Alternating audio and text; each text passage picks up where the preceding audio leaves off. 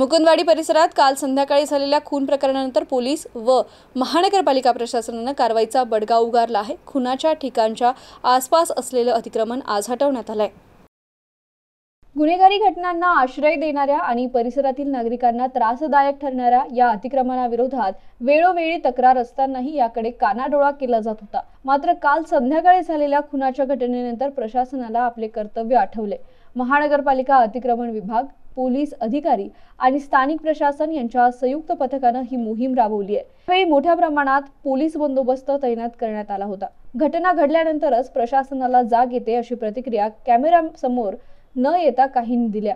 याआधी वेळेवर कारवाई झाली असती तर अशी घटना घडली नसती असा आरोपही होत आहे। गुन्हेगारी प्रवृत्तीला आळा घालण्यासाठी प्रशासनाने ही मोहीम राबवली आहे। महानगरपालिकेच्या अतिक्रमण विभागाने जेसीबी आणि क्रेनच्या सहाय्याने टपऱ्या, शेड्स आणि अनाधिकृत गाळे हटवले। यावेळी तगडा पोलीस बंदोबस्त देखील तैनात करण्यात आला होता।